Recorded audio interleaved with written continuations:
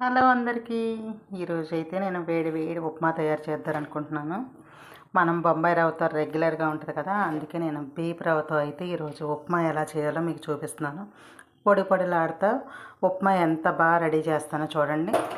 కావాల్సిన ఐటమ్స్: ఉల్లిపాయలు, పచ్చిమిరపకాయలు, పచ్చెనపప్పు, ఎండుమిరపకాయలు, జీలకర్ర, వేరుశనగ గుళ్ళు, కరివేపాకు. ఇలా బియ్యాన్ని కడిగి ఆరబెట్టుకొని అలా ఆడించుకొని సన్నగా అప్పుడు ఉప్మా చేసుకుంటే చాలా టేస్టీగా వస్తుంది. ముందుగా మనం ఒక చిన్న దాక పెట్టుకుందారి. దాంట్లో నేనైతే ఆయిల్ తీసుకున్నాను. ఒక చిన్న గిన్నెడు ఆయిల్ అయితే తీసుకోండి. దాంట్లో ముందుగా మనం పచ్చెనపప్పు యాడ్ చేసేసుకుందారి. పచ్చెనపప్పు అయితే యాడ్ చేసేసుకోండి.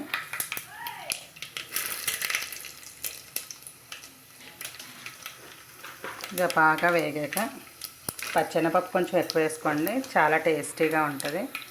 దీంట్లో కొంచెం వేగాక మనం వేరుశనగ గుళ్ళు కూడా యాడ్ చేసేసుకుందాం.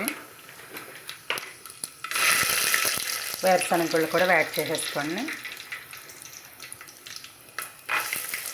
కొంచెం కలుపుకుందారు. ఫాస్ట్గా ఎగిపోతున్నాయి. ఇందులో ఇప్పుడు మనం ఉల్లిపాయ పచ్చిమిరపకాయ కూడా యాడ్ చేసేసుకుందాం.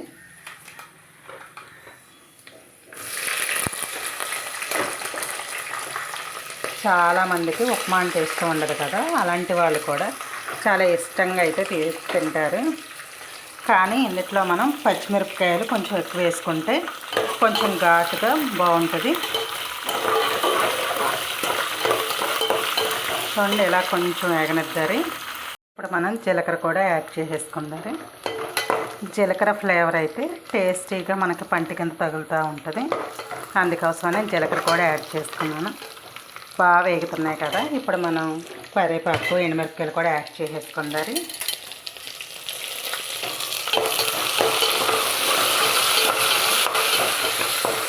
ఎంత చక్కగా వేగిపోతున్నాయి.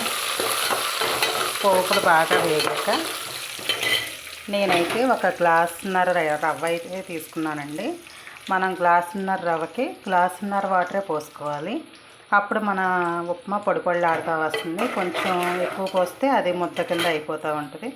ఇప్పుడు దీంట్లోకి మనం వాటర్ కూడా యాడ్ చేసేసుకుందాం.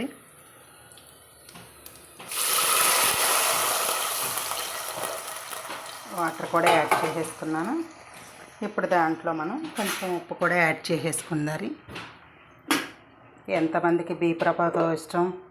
మా ఇంట్లో అయితే చాలా సూపర్గా అయితే తింటారండి. కొంచెం రుచికి సరిపడా ఉప్పు అయితే నేను యాడ్ చేసుకుంటున్నాను. సరిపోతే మనం తర్వాత చూసుకుని కూడా వేసుకోవచ్చు. ఇప్పుడు దీన్ని మనం మూత పెట్టేద్దాం.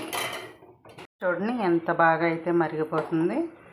ఇప్పుడైతే మనం ఉప్మా రవ్వ కూడా యాడ్ చేసేసుకుందాం. చూడండి, నేను ఉప్మా రవ్వ కూడా యాడ్ చేసేసాను.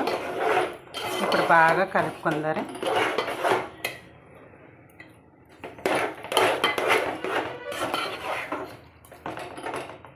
ఇప్పుడు మనం దీన్ని ఒక 10 మినిట్స్ అనేది సిమ్లో పెట్టేసుకుని మూత పెట్టేసుకుందాం. నేనైతే ఒక్క పావు గంట సేపు అయితే సిమ్లో పెట్టేసి అలా వదిలేసాను. మనం మధ్యలో ఏమీ చేయకుండా. చూడండి, ఉప్మా చూడండి ఎంత పొడి పొడిలాడుతా అయితే బాగుందో. ఇది మా పెద్దక్క అయితే చాలా అంటే చాలా బాగా చేస్తుంది. ఆవిడ ట్రై చేద్దారు అనుకుంటున్నాము. ఈరోజు కుదిరినట్టుంది. చూడండి ఎంత బాగుందో, ఎంత టెంప్టింగ్గా ఉందో చూద్దారి. చూడండి, బీప్ రవ్వ ఎంత పొడి పొడిలాడుతుంది. కొంతమంది చేస్తే ముద్ద ముద్దలా ఉంటుంది. చాలా అంటే చాలా టేస్టీగా వచ్చేసింది. మీరు కూడా ట్రై చేసుకోండి. దీన్ని మనం ఒక బౌల్లో తీసుకొని అందరికీ సర్వ్ చేసేద్దారు. ఇంకా పొగడతలతో ముంచేస్తారు. ఇంతవరకు మన ఛానల్ ఎవరైనా సబ్స్క్రైబ్ చేసుకోకపోతే సబ్స్క్రైబ్ చేసుకోండి.